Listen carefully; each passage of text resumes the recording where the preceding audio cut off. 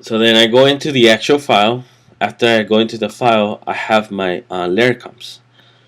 I select these layer comps because if I have different templates of other stuff and I don't want to save them, or if I'm just adding a layer and all I want to do is just one, I'd rather do it this way and get used to saving the ones I want by selecting them instead of saving them all over again. So I selected all three. Then you go to layer comps to files. You browse. I browsed and I put mine on the desktop. I press open. Then selected layer comps, which of these are the selected ones that I have. I turn it on. You want to turn it on. Yours is probably off. If you have it off, it's going to do all of them. Even if it's extra ones in there, it's still going to do them.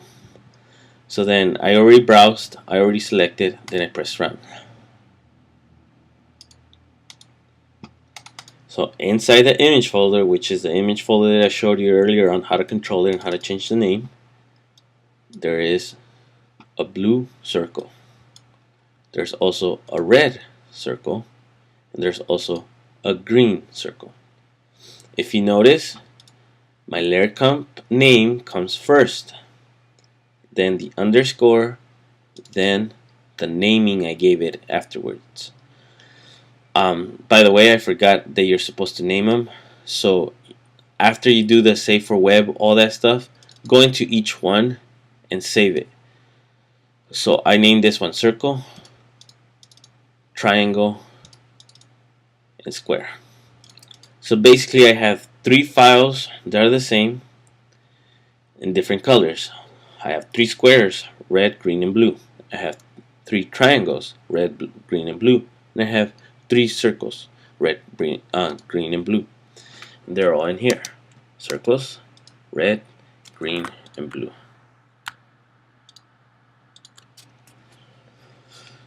So now it's saved with the comp name here. The comp name is first, then underscore, then circle is the name of the slice. Now let's say you're not satisfied with that. That's okay. We can go back in and change it. So you don't have to change none of the names in here. Now you go File, Save for Web, Command Option Shift S. In here, you go Edit Output Settings, and I already have my settings set up. Saving files. So I'm going to change document to slice name and slice name to document. I'm just going to swap them. Okay. Okay. Now, let me do another thing. I want these to make me a new file. And I want to call it sample. So it's going to create a new folder called sample on the desktop. Done. If I press save, it's just going to give me the all slices, but it's all on the user slices already. You guys already saved this one. I don't need that. I just press done. Then I go to scripts. So I come to file. It's on the desktop. It's going to create a folder name sample. Press run. Okay. So here's my folder now. And if you notice, the names are backwards now. So circle blue. Blue circle. So each and every file now has its own naming convention in it. And at the same time, none of them overwrite. And whenever you modify something, you can always go in, add a new comp. Let's say it's purple, and you change them purple, and it already has the slice names, which one is square, triangle, and circle. I ran into a problem previously with this. I couldn't figure out how to set this up because it was giving me extra digits, or if I switched the name of the comp, it would not appear properly in here. Again, solving this problem is by following the steps first. So when you file, save for web, Command Option Shift S, when you go in here, you have to go to the edit the output settings. On slices, you put none, and then saving file, you put either your slice name or document first, and I separate them with underscore because of Windows issues, and then your folder actions. You want to do this first before you even save the name in here.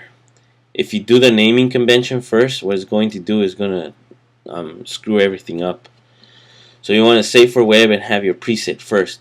Then it will recognize it, and then you can put all your naming conventions in here. If you do all your naming conventions here first, and then you go to the save for web, it's going to take the last one you updated. So let's pretend you updated square the last. You named it square. So all of them, after you save for web, all of them are going to change to square. So now you have square, square, square. So now on your files, once you go to scripts, because you want to save, everything's going to be underscore, and then it's going to give you a color and a square. It's kind of screwy and it modifies itself a little bit. It's weird like that, but it works. You just need to follow the steps properly first, then you can do the rest. So again, file, save for web, go save your settings. I already showed you how to save those settings, and you can pick whatever folder you want. Then you switch the slice names in one layer, and at the same time, once you export, it gives you the actual size of the slice. So it cuts it for you, cuts it down for you,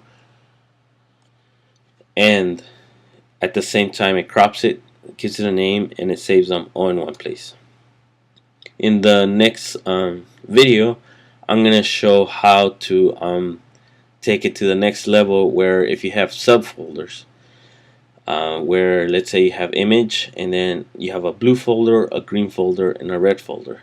I'm going to show you how to send blues all directly to the blue folder, greens all directly to the green folder, and reds all directly to the red folder. Okay? So hope you enjoy this video. If not, let me know and I can try and help you out with any issues you have.